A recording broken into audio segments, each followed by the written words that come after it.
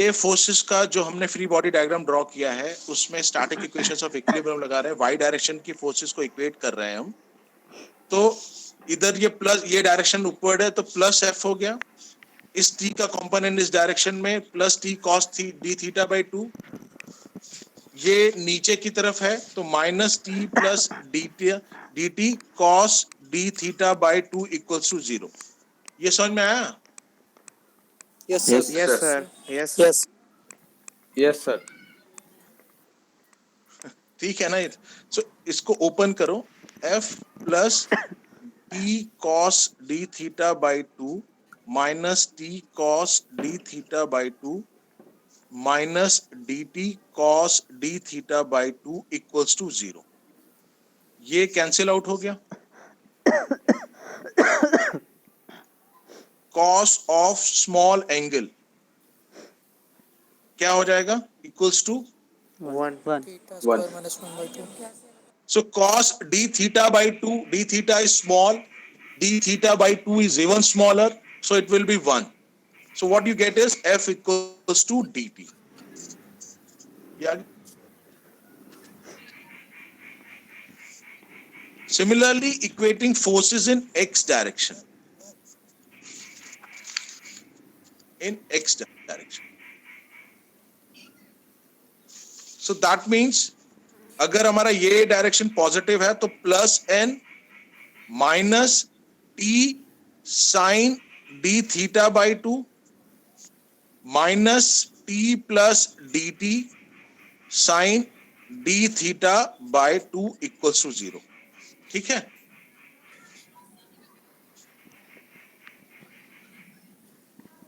Is it okay? Yes. Yes, sir. Yes, sir. Yes, sir. ठीक है, ठीक है। अब बेटा क्या है, साइन ऑफ स्मॉल एंगल क्या होता है? Theta. Angle 0. Theta is the Sir. angle is the Zero. Sain of Zero. small angle is that Zero. angle only. Small angle. Small angle बेटा, angle is Yes, sir. Yes. Yes, sir. Yes, sir.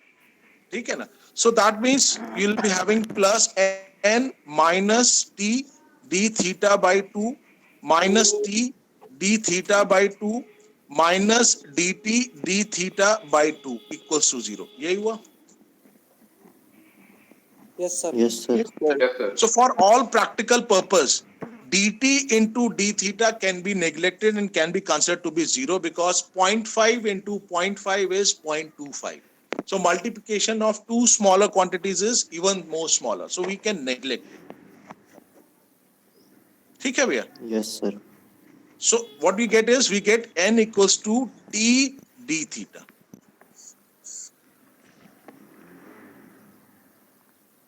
Yes, sir. So we are considering at one particular static instance. So we take f equals to mu times n. So we have this expression and this expression. So what we can write is, we can write mu n equals to dt. लिख सकते हैं? Yes, sir. Yes, sir. Yes, sir. Yes, sir. And further we can write mu into t into d theta equals to dt. Yes, sir. लिख सकते हैं यार? हाँ sir. हाँ बेटा, फर्दर हम इसको लिख सकते हैं अगर आप ध्यान से देखें। सर स्क्रीन नहीं आ चली रहा। गई। अरे बेटा ये अब मैं आई एम वेरी सॉरी बेटा, ये होता क्या है ऑफिस के टाइम जैसे ही शुरू होता है ना, कॉल बहुत आने लगती है, उसके कारण ये चला जाता है। अभी स्क्रीन आ रही है कि नहीं? Sir. हाँ सर आ रही आ रही है। Yes, sir. बताओ बेटा, कुछ कहना चाह रहे थे क्या? No, sir. सर इसी कारण से सर वॉइस भी हमेशा लैग करती है बेटा आपकी। प्रॉब्लम अब मैं बेटा क्या करूं बेटा, अभी मेरे को हेड कॉल कर रहे हैं, मतलब सारा काम आज ही के दिन, अभी क्लास के टाइम में हो, यही होता है ना बेटा, क्या बताएं, है ना? अभी आप लोगों की लिस्ट आई कि नहीं आई? No, sir. नहीं है। सब कुछ वही है, अब क्या बताऊं बेटा, है ना? और बेटा एक चीज मैं आपको सबको बता दूं, I will be taking your class, कल नहीं लूंगा, I will be taking on Saturday first period. Okay sir. Okay sir. Okay, sir. और मेरी तरफ से ओके सर। ठीक है ना? Please sir. बेटा क्लास रिप्रेजेंटेटिव्स बता देना कि I will be taking on Saturday first period. Sure. ठीक है. So what from this by rearranging we can write dt by t equals to mu times d theta. लिख सकते हैं ना? Yes, sir. Integrating tension varies from T2 to T1 and this theta varies from say some 0 to some theta. Angle of overlap कुछ भी हो सकता है. इस केस में theta 2 है, कुछ भी है. So I'm just simply theta. I'm just simply taking theta. So what we get is 1 by t का integration क्या होता है? LNT. LNT. LNT. Log to the base e t.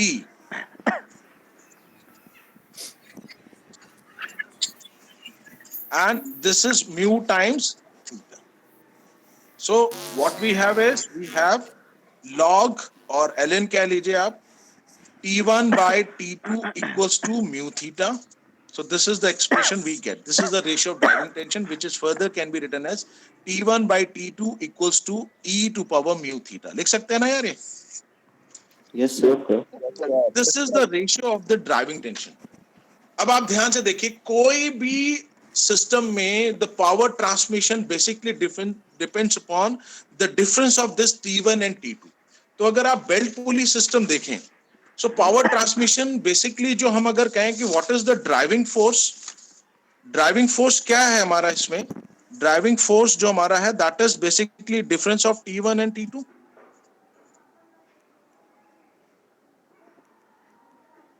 Yes, sir. ना भैया because that is because of friction ये movement हो रहा है. So this driving force is T1 and T2. तो जितना ज्यादा होगा उतना ज्यादा ड्राइविंग फोर्स मिलेगा हमारा ट्रांसफर करेगा. अच्छा अब आपको मैं बता दूं बेटा एक चीज थोड़ा ध्यान दो आपको ये नोट करो when in a belt pulley system ये जो T1 T2 जो हम एक्सप्रेशन यूज करते हैं हम किसके लिए यूज करते हैं where mu theta is small जहां पे mu theta smaller हो उसके लिए हम यूज करते हैं where mu theta is small उसके लिए हम यूज करते हैं. Are you able to understand this? जहां पे भी mu theta smaller होगा. अब आप कहोगे सर mu theta smaller कैसे हो सकता है? बता सकते हो किस किस कंडीशन में smaller हो सकता है? ये वेरी कर सकता है. पहली कंडीशन है when we have an open belt drive system इसका थीटा और इसका थीटा अलग है. अलग है ना? Yes, sir. सेकेंड कंडीशन कुछ भी कि ये पुली हो सकता है स्टील की हो सकता है ये पुली आपकी वुड की हो. So that means mu will also change. Yes, sir. So we'll be using this T1 and T2 where mu theta is smaller. हमेशा ध्यान रखना बेटा आपको. यही आपका बेटा काइनेमेटिक्स ऑफ मटेरियल्स में भी आप पढ़ोगे. ये अलग ये आपका बेल्ट पुली सिस्टम है. मैं फ्रिक्शन के इतर भी आपको चीजें मैं बता दे रहा हूँ. ठीक है ना? इसमें तो आपका जो बेल्ट पुली फ्रिक्शन का जो है दैट इज वेरी लिमिटेड. लेकिन मैं इसको चीजें बता दे रहा हूँ. ये चीज आप ध्यान रखिएगा. ठीक है ना? सो जिसमें भी म्यू थीटा स्मॉलर होता है उसके लिए हम ये यूज करते हैं. ओपन बेल्ट सिस्टम में ये चीज चेक करना बहुत जरूरी है. म्यू थीटा कौन सा स्मॉल है ये चेक करना बहुत जरूरी है. Then we have a cross belt system. Cross belt system में क्या करते हैं हम कि हम बेल्ट को ऐसे करके माउंट कर देते हैं. अब मुझे ये बताओ कि दोनों में थीटा 1 और थीटा 2 क्या होगा? इसमें Same. Sir, same. बिल्कुल सही से इसमें होगा 180 डिग्री प्लस 2 अल्फा और इसमें होगा 180 डिग्री प्लस 2 अल्फा. हम अल्फा की वैल्यू भी फाइंड आउट कर लेंगे. It's not a big deal. So दोनों इसीलिए क्रॉस बेल्ट ड्राइव सिस्टम. मैंने जब आपको एग्जांपल दिखाया था आपने देखा था ना कई मशीनों में चूंकि एंगल ऑफ ओवरलैप सही करने के लिए आपको ये कि आपका डेरिवेशन आसान हो जाए तो आप क्या करते हो you go for cross belt system. लेकिन क्रॉस बेल्ट सिस्टम भी बहुत सारे केसेस में practically not possible because when this belt passes over it तो हो सकता है ना कि बेल्ट मूव करते करते आपस में यहाँ पे वेयर एंड टेयर कर दे. तो एक स्पीड की लिमिटेशन हो जाती है. पुली के विड्थ की लिमिटेशन हो जाती है. So another things comes into picture. Otherwise, for driving, this is an benefit over the open belt drive system, because open belt drive system में क्या हो रहा है कि आपका जो थीटा है वो वेरी है, यहाँ पे 180 माइनस 2 अल्फा या 180 डिग्री प्लस 2 अल्फा, ठीक है ना। तो ये आपका हो गया। अच्छा, इसमें एक और हम बहुत अच्छी चीज फाइंड आउट करते हैं, that is velocity ratio. Velocity ratio हम फाइंड आउट करते हैं। Velocity ratio is the ratio of the velocity of driver or follower pulley to the driver pulley. So that is velocity ratio VR अगर हम इसको कह रहे हैं। So it is velocity of follower to velocity of driver. अब हम इसको find out करने के लिए हम कैसे करते हैं? हम कहते हैं let us say length of belt passing over the driver pulley per second will be how much? Length of the belt passing over the driver pulley per second will be how much? Can I write this? Pi d1 n1 by 60.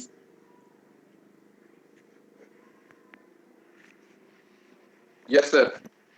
है ना भैया? ये किसने बोला yes? Sir Yasir. Yasir, सही है ना यार? यही होगा। और कोई? Anybody else?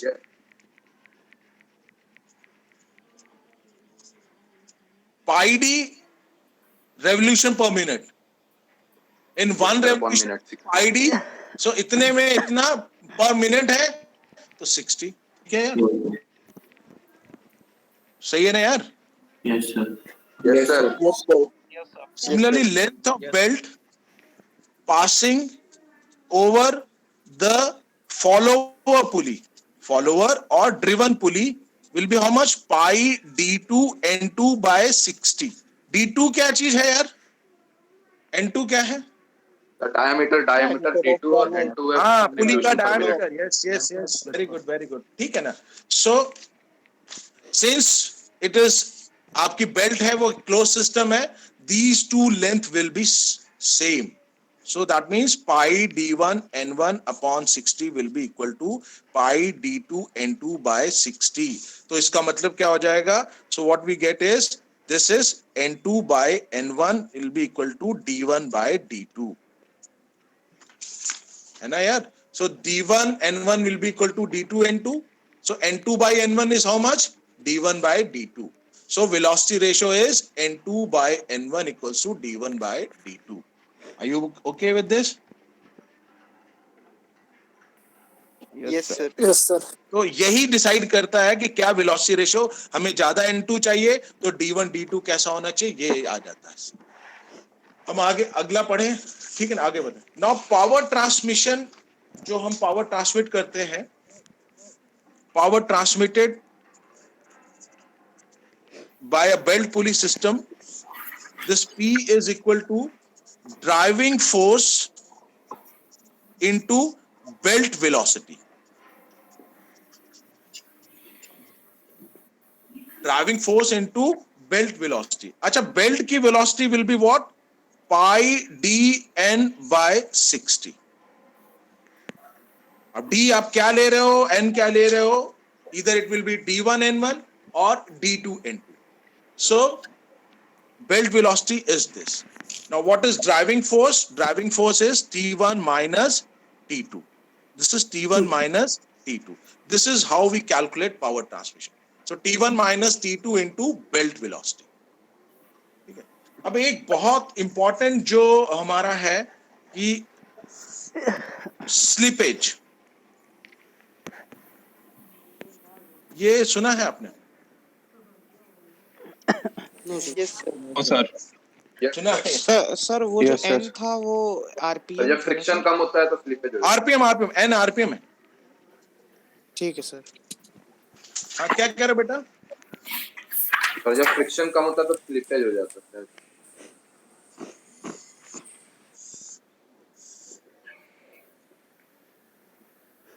सर अगर टेंशन कम होगा वो इस बेल्ट में तो सर वो जो हाँ। अपने आप टेंशन को इंक्रीज करने के लिए आइडियल पुली भी यूज करते हैं ना। Now, in a belt pulley system, the major problem is of slippage. Slippage को let us say I'll use it by S. Slippage at follower pulley is S2. At driver pulley it is S1. Slippage is basically considered to be, it's a relative motion between the belt and the pulley. That means pulley rotates but belt exactly not rotates what jitna hona chahiye. So whenever there is a relative motion between the belt and the pulley surface, we say there is a slippage. So it is basically the difference between the linear velocity of the belt and the pulley, and that is basically because of the lack of friction which is required for the power transmission. अब lack and flow जो होता है इसको improve करने के लिए या तो बेल्ट टेंशन इंप्रूव कर दें या एंगल ऑफ ओवरलैप इंप्रूव कर दें, तो वो चीजें हम करते हैं. But slippage is always a problem. अगर स्लिपेज गिवन हो, एक तो आप हमेशा ध्यान रखिए कि स्लिपेज जो हम डिफाइन करते हैं that is always in percentage. तो हम क्या कर रहे हैं, S1 को अगर डिफाइन करेंगे that will be percentage slip और slippage at driver pulley. Similarly, S2 will be percentage slip at follower pulley. ठीक है, ये चीज आप ध्यान रखिए. अब हम फाइंड आउट करते हैं कि what will be the power transmission or what will be the velocity ratio whenever there will be a slippage. Now मैं अब आपका कुछ लिख रहा हूं. Let us consider the driver pulley. हम driver pulley को consider करते हैं. Peripheral velocity of driver pulley क्या होगी बेटा? पेरिफेरल वेलोसिटी ऑफ ड्राइवर पुली कितनी होगी? Sir MVR. हाँ ठीक है, वो पाई d1 n1 by 60. Let us say this is metre per second. Dia आपका मीटर में है, n आपका आरपीएम में है. So this is pi d1 n1 by 60. Are you okay with this? Yes, sir. Yes, sir. Velocity of belt passing over the driver pulley. Let us say this is VB. Sir repeat कर दीजिए, आवाज आना बंद हो गई. अच्छा बेटा, मैं कह रहा हूं हम लोग ये फाइंड आउट करते हैं what is the velocity ratio in case of slippage. हम ये मान के चलते हैं कि S1 जो है that is a percentage slip on the driver pulley, S2 है that is a percentage slip on the follower pulley. इस केस में वेलोसिटी रेशियो क्या होगा? क्या सेम रहेगा कि कुछ चेंज होगा? ठीक है ना. अब हम ये कहते हैं कि late us consider driver pulley.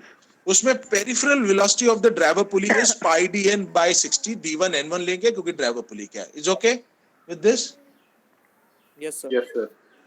Now velocity of the belt passing over the driver pulley. Let us say I say this is a VB. Ideally VB should be equal to pi d1 n1 60. लेकिन if there is a slippage of S1 at driver pulley, I'll say the VB will be equal to pi d1 n1 by 60 into 1 minus S1 by 100. होगा ये?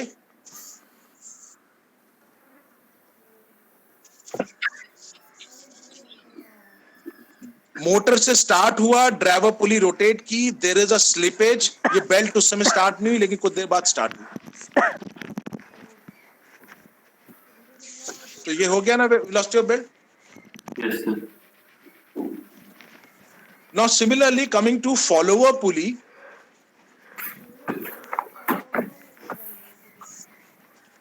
Peripheral velocity क्या हो जाएगी follower pulley की? Peripheral velocity pi d2 n2 upon this will be pi d2 n2 by 60. यही Yes, होगी sir. ना. Yes, sir. Now this belt VB with velocity VB comes to this follower pulley and again slippage happens. So what I can write is, I can write pi d2 n2 by 60 equals to VB 1 minus S2 by 100. लिख सकता हूँ? Yes, sir. सही है ना ये? Yes, sir. So VB is this. So what we have is pi d2 n2 by 60 equals to pi d1 n1 by 60 into 1 minus S1 by 100 into 1 minus S2 by 100. यहां तक समझ में आया ना कि नहीं बेटा, बताओ। तो ये एक और बार बता दीजिए। सर ये VB 1 माइनस S2 बाई 100 लिखा क्यों है ये बता दीजिए। हाँ मैं बता रहा हूँ। एक मिनट बेटा, मैं पेपर ले लूँ जरा।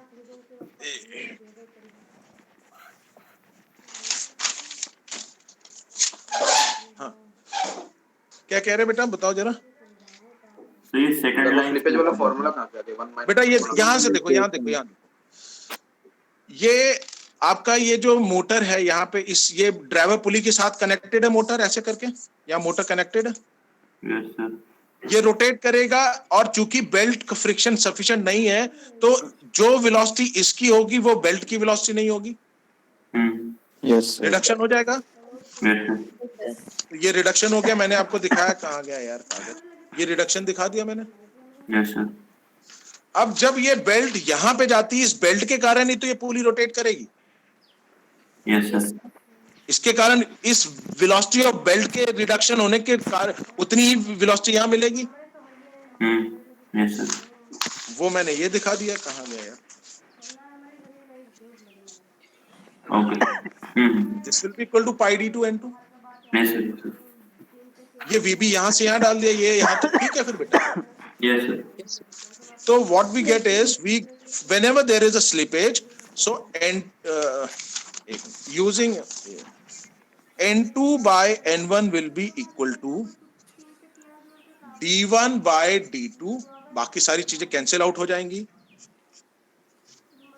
1 minus S1 by 100 and 1 minus S2 by 100.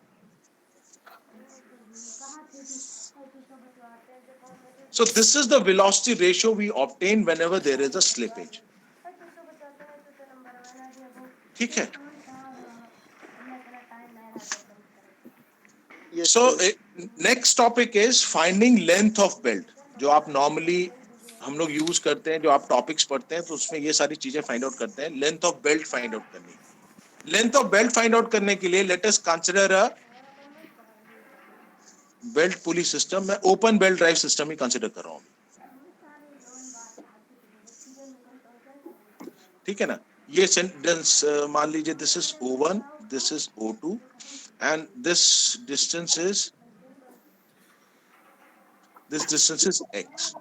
आपको मालूम क्या क्या है, आपको मालूम है N1, आपको मालूम है D1, D1 is equal to 2 times R1, आपको मालूम है N2, आपको मालूम है D2, D2 is equal to 2 times R2, आपको मालूम है X। Then you have to find out this length of the belt which is equal to L. Are you able to understand this? N1 क्या है? RPM of this driver pulley. This is follower pulley. D1 is equal to 2 times the radius of the driver pulley. ठीक है, are you okay with this? Yes sir. ठीक है। अब मैं क्या करता हूं, लेट अस से ये मैं मान के चलता हूं, this is the central line, ये कांटेक्ट कर रहा है एट पॉइंट A, ये जब यहां टच कर रहा है तो ये यहां पे कांटेक्ट कर रहा है एट पॉइंट B, सेंटर पे दिस इज पॉइंट C, ये यहां पे कर रहा है एट D, और ये यहां पे कर रहा है एट पॉइंट E, और ये सेंटर पॉइंट है F, ठीक है ना। तो मैं यहां से एक कंस्ट्रक्शन करके ये यहां पे ज्वाइन कर रहा हूं, ये यहां पे ज्वाइन कर रहा हूं, और ये मैं यहां पे ज्वाइन कर रहा हूं, ये सेंटर, ठीक है। So this angle will be alpha, this angle will be alpha, ये angle भी alpha होगा, this angle will be alpha. Is it okay with this? Yes sir. So length of belt क्या होगी? Length of belt will be equal to arc, ये arc है, EFA plus length AB, line segment AB plus arc BCD plus line segment DE. सही है?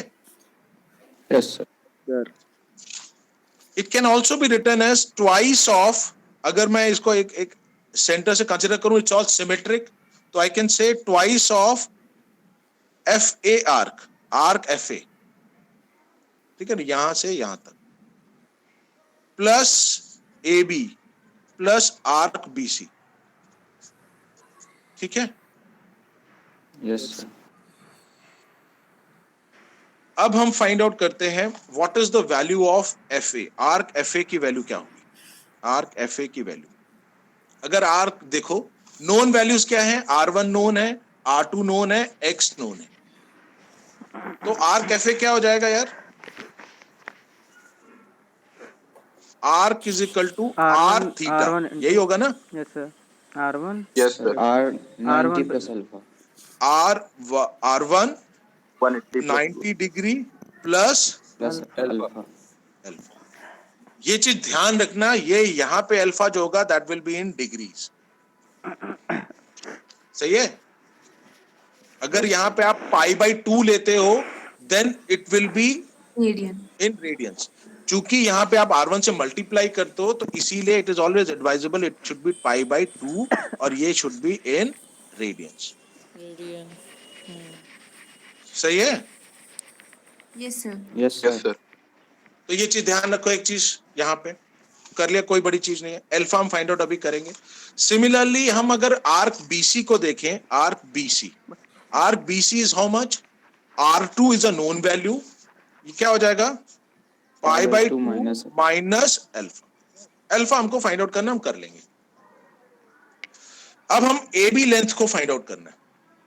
A B length को find out करने के लिए क्या करते हैं हम? एक कंस्ट्रक्शन करते हैं, O2 से इस ए बी के पैरेलल एक लाइन खींचते हैं। तो ये यहां पे परपेंडिकुलर होगा, Yes, sir. yes sir ठीक है ना? Late us say this is O2, ये O2 है एंड ये क्या हो गया? ये G पॉइंट है, this point is G। What will be this angle? Alpha.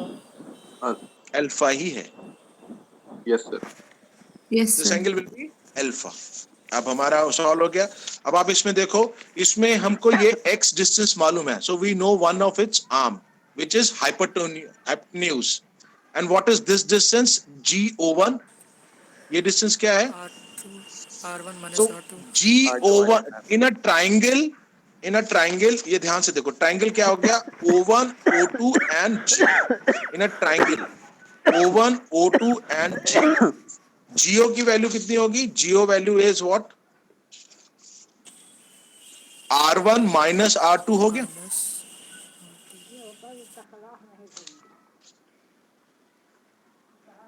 This is R1, this distance is R2, so R1 minus R2 is R, ये हो गया OG।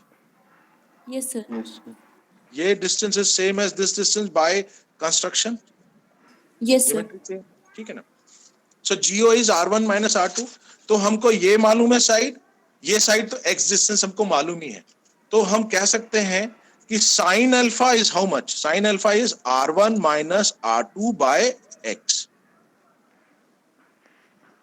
अल्फा मिल गया? Yes sir. ये डिग्रीज में मिला ना कि रेडियन में मिला?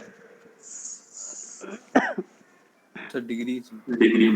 Sine inverse R1 minus R2 by x है, तो यानी कि डिग्रीज में। इसको आपको रेडियन में कन्वर्ट करना है बिकॉज वहां पे हमारा रेडियन में, ये ध्यान रखिएगा, it has to convert it into radians. कर लेंगे ना यार? कितने मल्टीप्लाई करना पड़ता है रेडियन से? 5/180 So 5 by 180. 5/1 yes sir So 5/180. alpha is equal to sin inverse R1 minus R2 by x, so this is in degrees। इसको रेडियंस में कन्वर्ट करना होगा तो हमें क्या करना पड़ेगा? Pi by 5/180. 5 by 180. बस हो गया। तो हमको ए बी फाइंड आउट करना था। A B is what? This length is A B. कर सकते हैं, एक्स मालूम है, ये डिस्टेंस मालूम है। व्हाट विल बी हमारा A B? A B will be equal to square root R X square minus R1 minus R2 minus R2 whole square. This is A B. So हमारे पास इसमें A B भी हमने find out कर लिया, F A भी find out कर लिया, इसी के we can find out the length of the bed. Okay, अगर क्रॉस बेल्ट सिस्टम है, क्रॉस बेल्ट सिस्टम में क्या है? हमारी पुली इज लाइक दिस।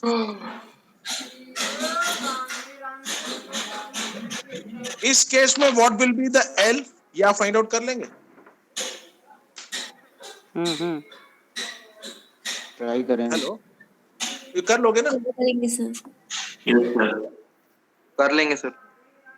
तो आप इसमें एल फाइंड आउट कर लोगे। सो विद दिस आप बेल्ट फ्रिक्शन के ऑलमोस्ट जितने भी प्रॉब्लम्स हैं, इतने कॉन्सेप्ट्स हैं, आप सारी सॉल्व कर लोगे। ये प्रॉब्लम हम या नेक्स्ट क्लास में करा देंगे आपको।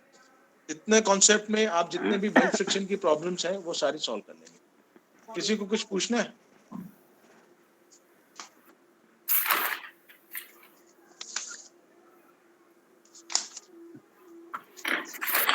सर बस ये टेक्स्ट कर दीजिएगा बस।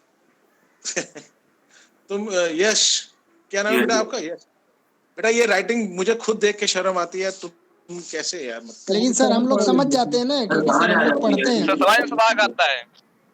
क्या? सर इतनी अच्छी तो राइटिंग है। समझ में आ जाता है। तो इसमें एक चीज पूछनी थी। हाँ बताओ बेटा। सही है, जो पावर डिलीवर वाला आपने कराया था डेरिवेटिव, इसमें T1 minus T2 into pi DN by 60 था, तो इसमें D और N किसके हैं? क्या यार DN? अरे बेटा किसी का भी, दोनों इक्वल है। तुमने यार अभी तो निकाला था वेलोसिटी रेशियो में DN और क्या प्रूफ किया था आपने? D1 N1 is equal to D2 N2 proof किया था। हाँ सर। तो बताओ फिर। अच्छा ठीक है सर। ठीक है, अगर आपको टॉर्क ट्रांसफर दिखाना है कि इस पुली सिस्टम ने कितना टॉर्क ट्रांसफर किया है, तो टॉर्क ट्रांसफर में, टॉर्क ट्रांसमिटेड में driving force T1 minus T2 into R होता है। अब ये R आपको देखना है कि आपको पुली का टॉर्क ट्रांसफर देखना है कि आपको, सॉरी, ड्राइवर पुली का देखना है कि ड्रिवन एंड का देखना है। So that R will be R1 होगा या R2 होगा। Are you able to understand this? Yes sir. So if you want to find out which कितना torque transmitted, T1 minus driving force into that R. R. ठीक है। Okay.